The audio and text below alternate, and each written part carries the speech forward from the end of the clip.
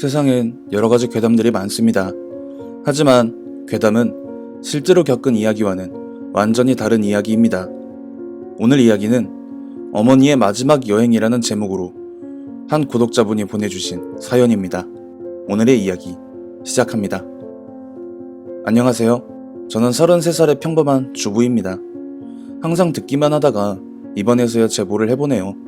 사연은 말 그대로 어머니의 마지막 여행인데, 어머니는 제가 초등학교 3학년 시절에 말기암으로 돌아가셨어요.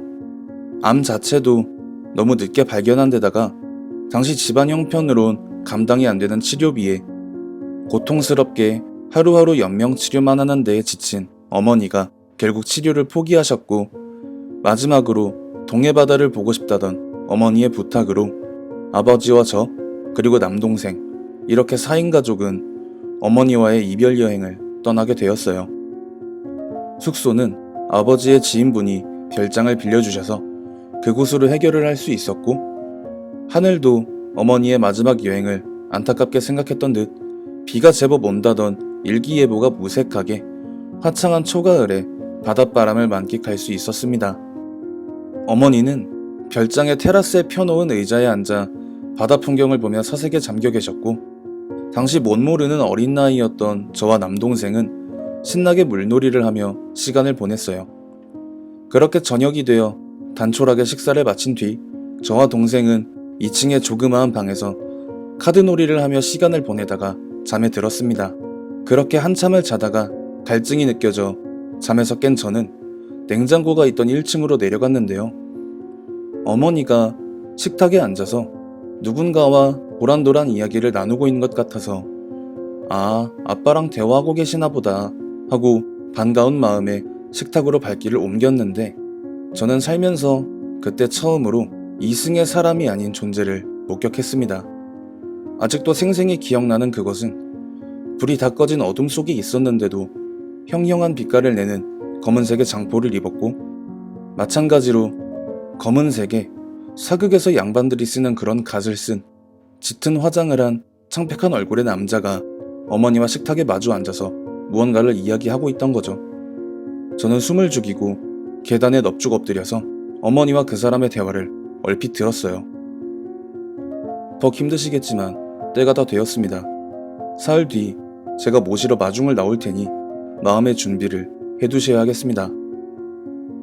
아이들 아빠도 눈에 넣어도 아프지 않을 내 새끼들도 아직도 눈에 아른거리네요. 어떻게 다두고 편히 눈을 감을 수 있을까요?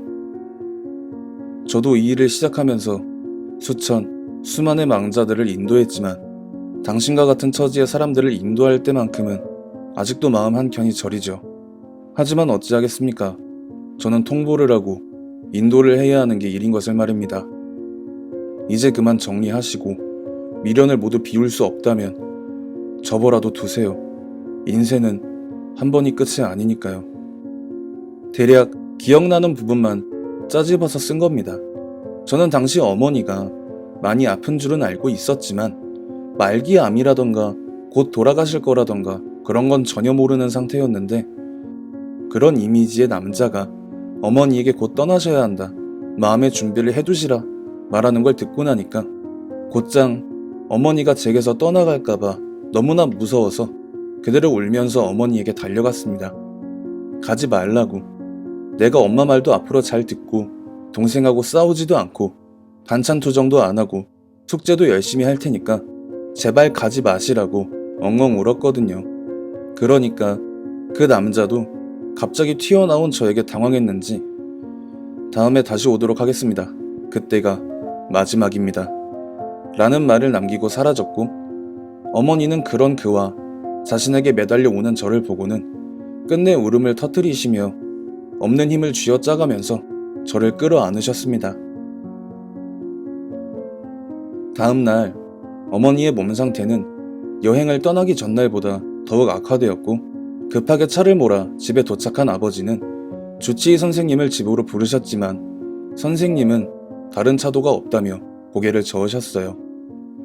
그렇게 이틀이 지난 새벽, 저는 자다가 요일을 느껴 잠에서 깨 화장실로 향하고 있었는데, 현관 쪽에서 두 발로 서서 일어날 힘도 없었던 어머니가 건강하실 때의 모습 그대로 곱게 차려입으시곤 저번 여행 때 별장에서 봤던 그 사람과 또다시 이야기를 나누고 있었고, 저는 역시 벽 사이에 살짝 숨어서 고개만 빼꼼 내밀고 그것을 바라보고 있었습니다.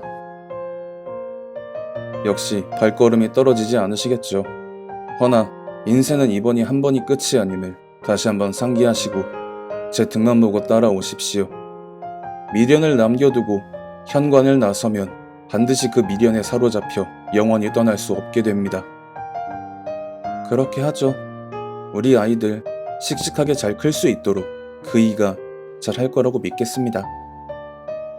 그런 식의 대화를 끝으로 어머니와 그 사람은 현관문을 열고 집을 나서려는데, 저는 어머니에게 마지막이나마 안기고 싶어서 무섭긴 했지만 천천히 발걸음을 떼며 "엄마 어디 가?" 라고 했는데, 정말 그 순간만큼은 어머니가 저에게 팔을 활짝 벌리시면서 "우리 아가 한 번만 안아보자" 라고 하시면서 저를 품에 꼭 안아주시고는 "우리 딸, 엄마는 지금 마지막 여행을 가는 거예요. 여행이 끝나면 우리 딸 다시 만나러 올 거야. 그러니까 그때까지 씩씩하게 아빠 말 잘 듣고 동생 잘 챙기고, 알았지?" 라고 하시며 일어나셔서는 저에게 손을 흔들며 그 사람의 손을 잡고 그렇게 떠나셨습니다. 이후로 약 15년 정도의 시간이 흘러 첫 직장에 입사한 저는 아버지가 축하조를 사주시겠다고 하셔서 아버지와 술 한잔 기울이는 자리에서 마지막으로 어머니가 떠나시기 전에 있었던 일을 말씀드렸는데요. 아버지가 그러시더라고요. "그날 네 엄마의 마지막 모습을 본 건 너만 그런 게 아니라고. 정말 연애하던 시절 단아하고 청순하고 그렇게 아름다울 수가 없었던 그 시절에 네 엄마가 내 앞에 서서 다음 생에 다시 만나자는데 눈물이 나진 않더라. 그냥 못난 나한테 와서 고생만 하다가 보내는 것 같아서 안쓰럽고 미안하고, 그래서 다음 생엔 내가 부자로 태어나서 당신 꼭 찾을 테니까 그게 언제가 되었든 기다려줄 수 있겠냐고 했는데 생긋 웃으면서 그 약속 지키라고 하더라." 라고 하시면서 어머니의 처녀 시절 사진을 꺼내서 보여주시는데, 제가 마지막으로 봤었던 어머니의 모습 그대로였기에 깜짝 놀랄 수밖에 없었습니다. 이런 말이 있잖아요. 사람이 죽고 나서 영혼이 되면 가장 젊고 아름다웠던 시절의 모습으로 돌아간다고. 어떻게 보면 말도 안 되는 소리라고 할 수 있지만 저는 그걸 직접 봤기에 아직도 분명하게 믿고 있답니다. 검통님 흉가 시리즈 재미있게 보고 있고 앞으로도 더 반창하시길 바라겠습니다. 구독자분이 보내주신 이야기는 여기서 끝입니다. 시청해주신 모든 분들 감사드리며 구독과 좋아요 알림 설정 부탁드립니다.